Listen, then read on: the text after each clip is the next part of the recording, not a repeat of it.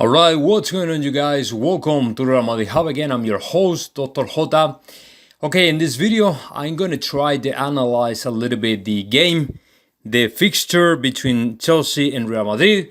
As you know, we have been eliminated from this champion and we lost the game and 2-0. Of course, congratulations to Chelsea because they are now in the final. They will meet to Manchester City in another super exciting and probably very beautiful game.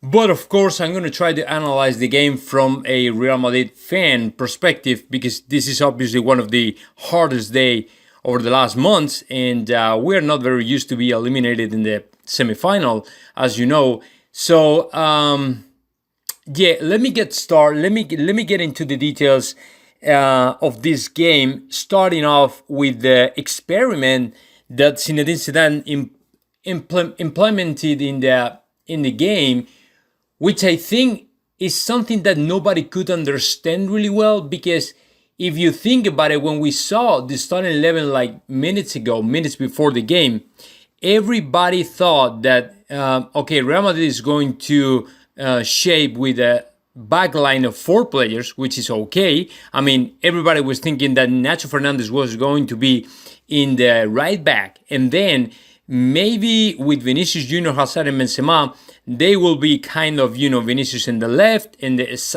super close to the sideline, and then Hazard in the middle, maybe in the center, as a false striker or number 9 or killer, whatever you want to call it, and then Benzema a little bit shifting between the right and the center or something like that, right? But no, none of that. I mean, what we saw, it was to Militao in the right back and then Vinicius Junior in the right wing, which is completely insane. I mean, it's the first time I saw something like that. Vinicius Junior is not used at all to play that position. He's all the time in the left. I mean, Rodrigo can play both sides because he has played a couple times or maybe more times. He's been playing in different positions. I mean, alternating the left and the right. But Vinicius is completely, for him, it's a completely unknown position. And we could see it today. That is the problem. And I think that the point of all this experiment for Zidane was to have Vinicius Junior in the defensive phase, was trying to get Vinicius Junior in, helping and assisting to Militao in the right, considering that Militao is not the natural right back or something like that. I don't know what is the point. This is just my opinion. I don't even know if I'm right, but it was something that nobody could understand really well. And the other thing is, when you have to score and you try to be aggressive, the last thing you have to do is to line up to a back line of 4 players.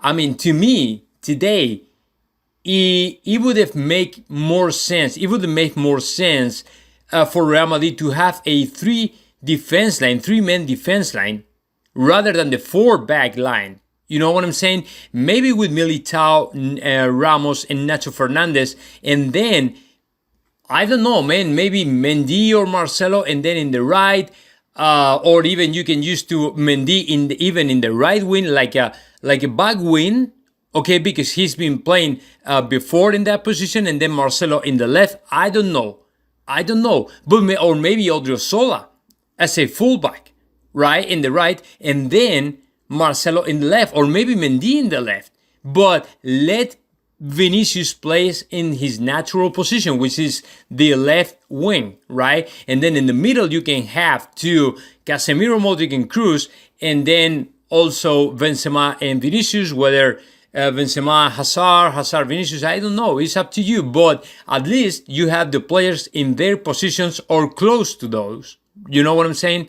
So, starting with that experiment, nothing else could work.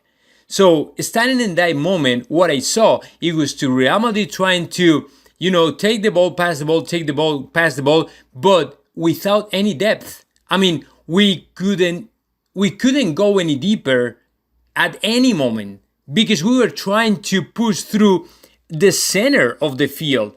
And in that place, Chelsea was managing with different players because they were playing with three 3-5. I mean 3-5-2. Yeah, it was 3-5-2. It was three players back line, and then two fullbacks with Chilwell and also Azpilicueta, but they were assisting and helping all the time when Real Madrid was trying to push through the interior of the field, the center of the field. They were assisting all the time. So the only way for us to do something, it was the sidelines, but it was almost impossible because Azpilicueta and Chilwell, they were blocking the sideline all the time, blocking the hallway all the time. So it was pretty much impossible. I mean, the point of all this analysis is basically that Chelsea was way better than Real Madrid, but not only today. In the first leg, they were actually way better than us, right? So it was pretty much impossible for Real Madrid to find any single gap and push through, or trying to find, holes or gaps or something, because it was almost impossible. So in the first 25 to 30 minutes, we were controlling and dominating the ball. I mean, actually the possession was ours, but the problem is there was no risk at all. I mean, there was no danger at all. We couldn't create any chance. We couldn't create any danger. I mean, except the only two chances from Benzema. I mean, magnificently saved by Mendy, the goalie of the Chelsea goalie.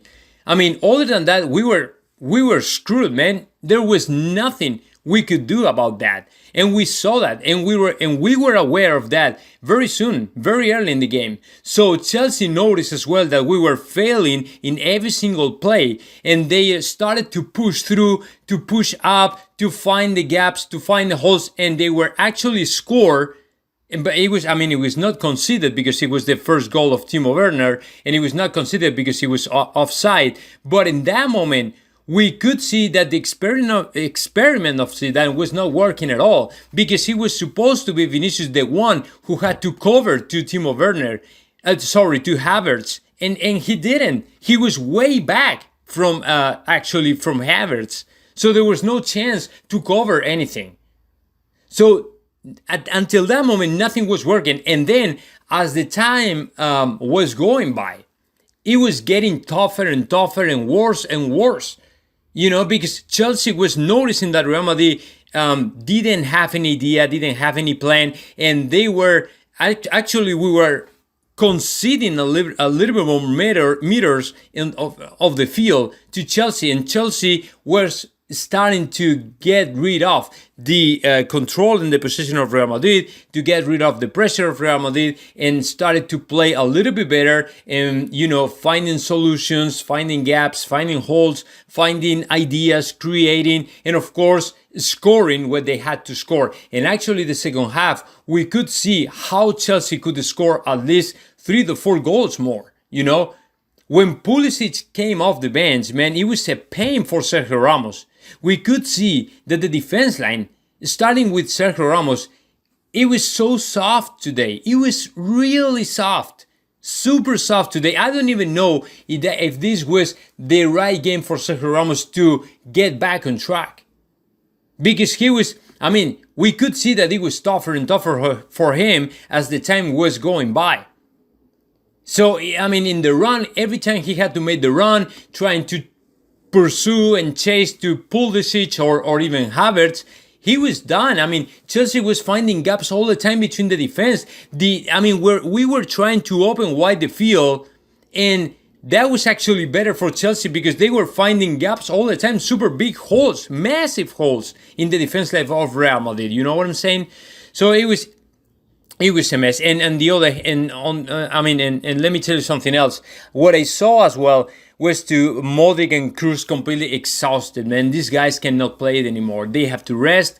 They need a break. They need to stop. And we actually need to sign more midfielders, because what we have right now is pretty much players with a lot of experience, but very limited when it comes to power, strength, resistance, endurance, and all the stuff. So we cannot face a championship, Champions League or even La Liga or whatever you want to call it. We cannot face off these championships with these players. It's almost impossible. Not another year. So far it's been okay. It's been good, but not as of today. We have to change completely. And of course, Vinicius Jr., man, what a disappointment. I told you, I mean, in the second leg against Liverpool, I saw a very dramatic change in his attitude. He was playing like walking around, like just, taking a look on the field, just passing by. I don't know. I don't know what is he trying to do. So my opinion right now is that Vinicius Junior, if he doesn't improve any better in the defense, when it comes to defense, this guy has to be put on the bench, of course. And then the other disappointment was obviously Eden Hazard. Everybody was expecting for Eden Hazard to succeed in this game, but it was completely the opposite. He didn't find any gap. He didn't create any danger. He didn't create any chance. This guy, I mean, the best version of this guy is pretty much done. So I don't know what you guys think about this game. Just let me know in the comments below. And of course, subscribe to this channel, Real Madrid Hub.